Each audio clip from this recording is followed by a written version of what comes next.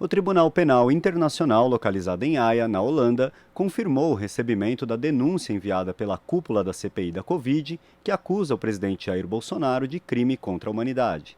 Sobre isso, nós vamos conversar agora com o advogado criminalista e membro do coletivo Advogadas e Advogados pela Democracia, José Carlos Portela Júnior. Bom dia, Portela, tudo bem? Olá, bom dia, tudo bem, Rodrigo? Bom dia, ouvintes. Tudo bem também, Portela. Qual a importância de levar essa denúncia contra Bolsonaro ao Tribunal de Haia? E o que acontece agora, Portela?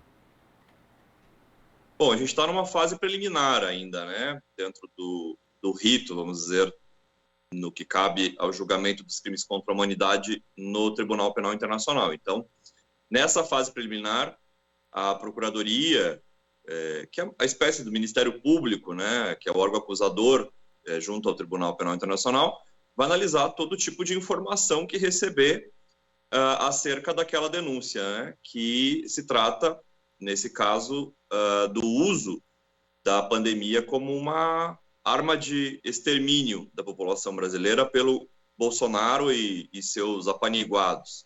Então, essas informações que chegam agora da CPI, entre outras informações que já faziam parte do dossiê que municiou a denúncia para a Procuradoria, serão avaliadas pelo grupo da Procuradoria junto ao Tribunal Penal Internacional, a fim de verificar se avança para a próxima fase dentro ali da Procuradoria, que seria a próxima fase, a análise da viabilidade de entrar com a denúncia efetiva contra o Bolsonaro ou outras pessoas que tenham conduzido essa política de extermínio, como, por exemplo, seus ministros da Saúde, etc.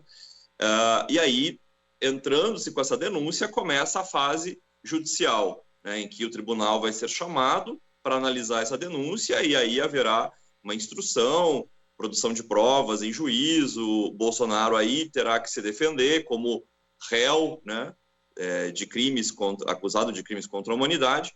Enfim, mas essa informação que foi repassada agora para o gabinete da Procuradoria já é muito relevante, né? Porque as conclusões extraídas ali do relatório da CPI são fundamentais para elucidar como que se deu essa política de extermínio, né? Seja, por exemplo, bloqueando o acesso às vacinas pela população, seja atuando contra medidas sanitárias dos governos locais, dos governos estaduais e municipais, seja jogando a população contra alguns governantes que queriam implementar políticas mais efetivas de controle da pandemia. Enfim, ali naquele relatório a gente consegue ver muito bem como que foi conduzida essa política de extermínio. Então, esta informação que chega agora ao gabinete da Procuradoria é essencial para que a Procuradoria tenha uma visão mais profunda de como foi conduzida, e está sendo conduzida, na verdade, essa política de extermínio. E considerando que o tribunal venha a aceitar essa denúncia, que se iniciem investigações, que isso caminhe, que consequências que essa denúncia pode trazer para o Bolsonaro, para o seu governo, né, para os membros do seu governo e para o Brasil? Considerando que a política de extermínio ainda está sendo conduzida, ou seja, os crimes contra a humanidade ainda estão sendo perpetrados, é possível, ao haver uma denúncia formalizada contra o Bolsonaro acusando desses crimes perante o TPI, é possível, inclusive, haver um mandado de prisão expedido pelo próprio TPI, desde que a Procuradoria assim o requeira. E a outra consequência é que ele se torna réu nesse Tribunal Penal Internacional, que tem sede na Holanda, né, na cidade de Haia, e vai ter que responder por esses crimes. Ainda que não haja um mandado de prisão de imediato, considerado como réu, ele tem que se defender, e a consequência maior é, ao final desse procedimento, se for condenado, pode pegar uma pena de prisão. O Estatuto de Roma, que é o tratado que fundamenta o Tribunal Penal Internacional, não prevê uma pena mínima, apenas a pena máxima. A pena máxima é a prisão perpétua. Até hoje o TPI não aplicou nenhum caso, não teve nenhum caso em que o TPI aplicou a prisão perpétua, sempre foram penas por tempo determinado, 14 anos, 7 anos, 20 anos, né? essa poderia ser a consequência máxima, e isso seria um precedente assim sem igual, né? Um mandatário ser preso por um crime contra a humanidade e ser condenado e ter que cumprir uma pena que vem de um tribunal penal internacional. Correto, Portela. A CPI foi encerrada em outubro do ano passado com um pedido de indiciamento de 78 pessoas, né, dentre as quais o Bolsonaro. O relatório final foi enviado para diversos órgãos de investigação nacionais, né, a Procuradoria-Geral da República, Tribunal de Contas da União, mas até agora pouco aconteceu. Essa denúncia recebida em Haia pode ajudar a pressionar esses órgãos nacionais? Inclusive, essa situação pode ser objeto de análise em Haia também, a inação dos órgãos de investigação brasileiros?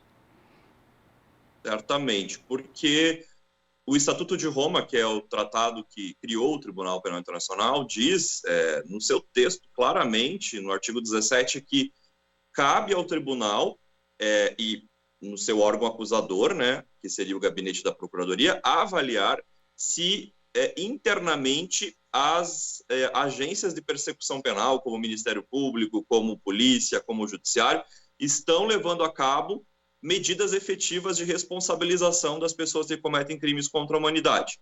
Em não sendo verificado que há uma vontade política efetiva no plano interno de se levar a cabo essas medidas de responsabilização, o TPI, então, pode tomar para si a persecução penal. Então, porque o Tribunal Penal Internacional, ele tem uma jurisdição que nós chamamos secundária. Ele só entra em ação se no plano nacional não houver vontade política ou uma inabilidade para levar a cabo medidas de responsabilização de quem tenha cometido crimes de guerra, crimes contra a humanidade e genocídio. E, portanto, no caso do Brasil, nós estamos vendo uma inação completa, né, de todos os órgãos de persecução. Tivemos aí os indiciamentos, como você bem colocou, pela CPI do Covid, mas medidas efetivas jurídicas zero.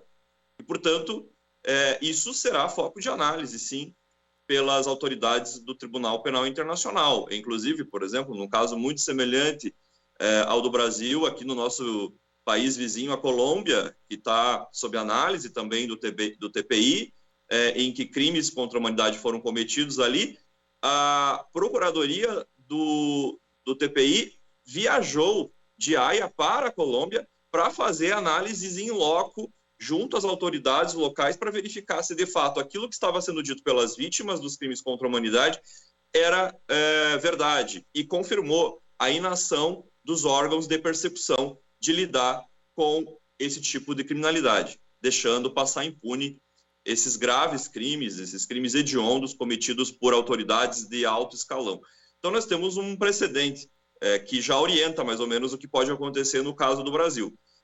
E aí será uma situação muito complicada, porque nós temos que lidar com autoridades de um órgão internacional, de um tribunal internacional que vem até aqui e que podem esfregar na cara das autoridades brasileiras a sua incompetência para ser, no mínimo, para ser um pouco educado, porque nós poderíamos usar uma palavra bem mais pesada.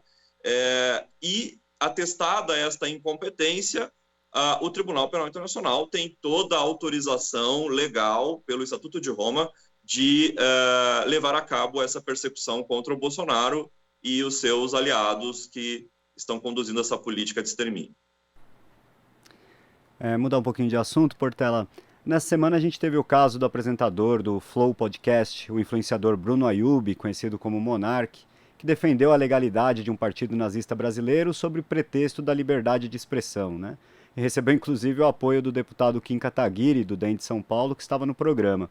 Na maior parte da Europa, o uso de símbolos e o discurso nazistas são criminalizados. Nos Estados Unidos, não, apenas em casos de violência.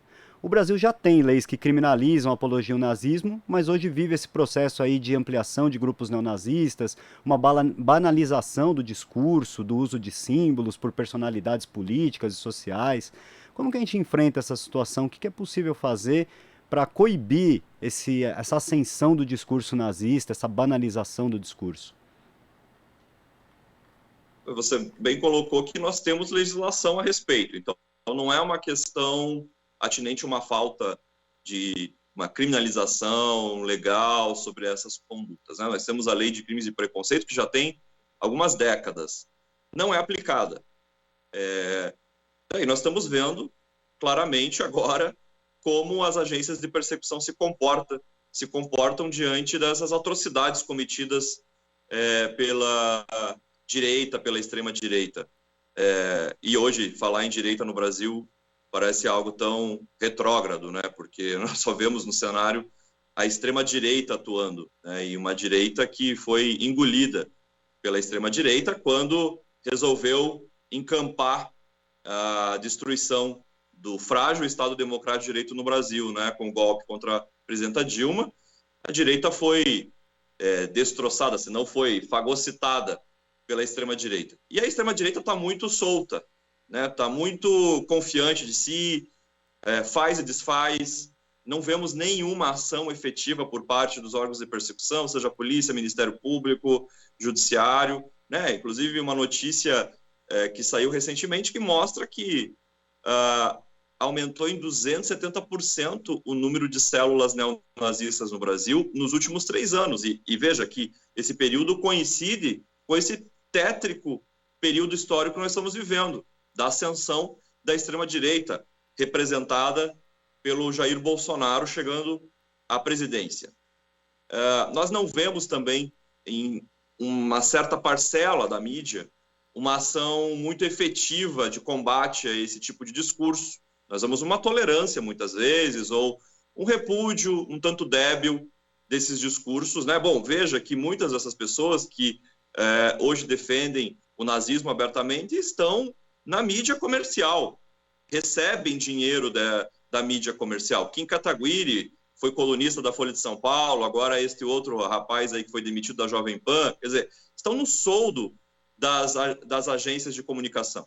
Então nós temos uma questão muito complexa que diz respeito à estrutura político e social do Brasil, né? Porque o nazismo não cai do céu, ele é construído diariamente nesse caldo, nesse lodo da autocracia que nós vivemos no Brasil, que não é uma democracia, né? O que nós vemos no Brasil é uma autocracia, em que interesses burgueses prevalecem sobre os interesses da maioria da população, que é formada pela classe trabalhadora, que trabalha, rala e não tem o retorno desse trabalho. A riqueza não fica consigo. E esta autocracia é capaz de tudo para manter o status quo, para manter essa estrutura de exploração, inclusive estimular, atiçar o neofascismo, o nazismo, que é o que nós estamos vendo no Brasil. Desde o golpe, quando a presidenta Dilma, em 2016, até antes, nós temos visto uma intensificação desse discurso, enquanto, do outro lado, nós temos visto uma inação proposital das agências de persecução, de certos setores da mídia comercial, de certos setores da política institucional. É algo proposital que eu digo porque o que nós estamos vivendo hoje não é só no Brasil, é no mundo inteiro. Nós estamos vendo na Ucrânia, vendo na Hungria, na Polônia, nos Estados Unidos, no Canadá, uma emergência assim brutal dos discursos racistas, xenofóbicos, homofóbicos, né, nesse caldo todo que subjaz o discurso nazista, fascista, e esta emergência ela está relacionada com o momento da crise que nós estamos vivendo do capitalismo. E a burguesia sabe dessa crise e, para não ter que dizer que o problema da crise é a exploração que o capital gera, acaba levando a certos setores da população a entrarem nesse discurso nazista, né, que tem uma base nacionalista, que tem uma base xenofóbica, que tem uma base racista, porque aí você vai arrebanhando essas pessoas que estão descontentes com essa ordem capitalista, brutal, barbárica, e arrebanha essas pessoas para o discurso nazista. E nós vimos isso na história já no passado, nos anos 30, na Europa. Foi muito similar ao que nós estamos vivendo hoje, né? Aquele aquela crise do capital, uma crise social profunda, e aí surge o discurso nazista, fascista, que vem e arrebanha esses ressentimentos coletivos, transformando esses ressentimentos em uma arma de destruição. Bom, o seu Jair Bolsonaro sabe muito bem fazer isso lá no seu cercadinho em Brasília. Arrebanhar ressentimentos coletivos e buscar apoio ao seu projeto de destruição da população brasileira. Como o senhor bem disse, né, a gente está tendo esse discurso muito proliferado e a gente teve aí no governo Bolsonaro diversos casos em que houve, não diretamente, né, o discurso nazista, o discurso de extermínio, mas muitas simulações, muitas ilações, muitos discursos ali um pouco laterais, mas que não deixam de apoiar ou de reafirmar essa lógica, né? E até agora a Procuradoria-Geral da República não tomou nenhuma atitude efetiva contra isso, mas contra o monarca o Procurador-Geral anunciou que vai ingressar com uma ação, ou seja, tem aí algumas pessoas que podem servir de boi de piranha para demonstrar uma reação, mas em relação ao governo isso não acontece. Que consequência que isso pode trazer também? Isso fortalece esse discurso, ter um governo que sinaliza tanto apoio a esse grupo? E por que o governo sinaliza esse apoio? O que ele espera colher disso? Esse governo já entendeu como funcionam as instituições, né? As instituições, elas não servem para o povo. Nunca serviram, aliás, né? Houve momentos, né, no período que nós vivemos, que eu posso chamar de um lampejo democrático, que foi no período dos governos Lula-Dilma, em que as instituições pareciam acenar para uma democratização. Algumas, outras nunca acenaram, como, por exemplo, as Forças Armadas, como, por exemplo, as polícias, sempre foram brutais, sempre foram horrendas e não deixaram de ser e nunca fizeram questão de vender uma outra imagem. Outras instituições, Judiciário, Ministério Público, sinalizavam para uma possível democratização, mas a gente viu que era muito débil, porque caiu tudo como um castelo de cartas. E esse governo surge dessa grande crise das instituições, dessa crise do capital, essa crise social, e vem com essa promessa de uma revolução no Brasil que nos levaria a um progresso, né? É uma perspectiva bem fascista, né? Do coletivo que vai passar por cima de tudo, e não do coletivo, aquela ideia de coletivo que os socialistas, os comunistas defendem, né? Em que um protege o outro, os vulneráveis têm vez, aqueles que têm mais têm que ceder para os que têm menos. Não é essa a ideia de coletivo. É o coletivo tal como Mussolini e o Hitler colocavam. O indivíduo não tem vez perante o coletivo. Essa grande marcha que vai atropelando todo mundo. E o Bolsonaro e os seus aliados fazem isso, ou tentam ao menos, né? Se não conseguiram plenamente, estão tentando a todo momento.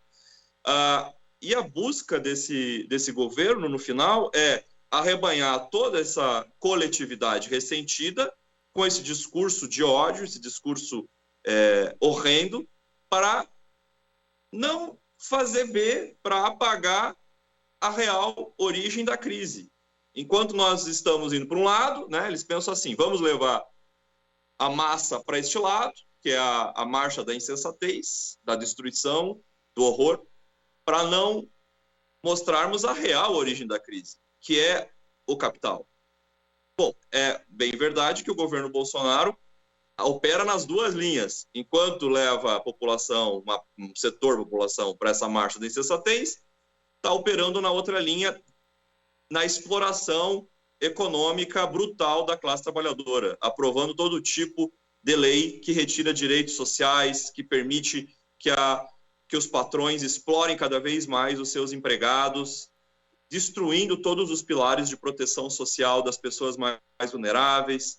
Então, são esses dois lados em que esse governo vai operando. E olha que nós estamos falando de um governo que é muito frágil, sua base de sustentação. Imagine se nós estivéssemos diante de um governo politicamente forte, a destruição maior que nós não veríamos. Mesmo um governo com uma sustentação política tão frágil consegue fazer uma destruição assim quase sem precedentes na história do Brasil. Então, o que a gente vê isso, é o acenar desse discurso com o fim de não fazer com que setores da população enxerguem o verdadeiro horror da sociedade capitalista, que é essa exploração econômica brutal, que é a retirada de direitos, que é o extermínio da população negra, da população indígena. E nisso o Bolsonaro sabe fazer muito bem. Ele consegue sempre agitar as suas hordas fascistas para tirar o foco de algo que pode desagradar a classe trabalhadora. Por exemplo, aprovar a retirada de direito trabalhista. Aí acena com o discurso para as hordas fascistas para tirar o foco da aprovação de uma lei como essa. E assim o Jair Bolsonaro vai atuando nas duas frentes. É uma coisa que a gente ainda precisa aprender a lidar, sobretudo nas redes sociais, né, que acaba gerando aquele efeito de manada e todo mundo entra na discussão sobre esses temas e realmente a gente acaba deixando coisas muito importantes de lado. Portela, quero agradecer sua participação aqui no Jornal Brasil Atual. Um bom dia e um bom final de semana para você. Eu que agradeço, bom fim de semana. Até a próxima. Conversamos aqui com o advogado criminalista e membro do coletivo Advogadas e Advogados pela Democracia, José Carlos Portela Júnior. Aqui você ouve as notícias que os outros não dão. Jornal Brasil Atual.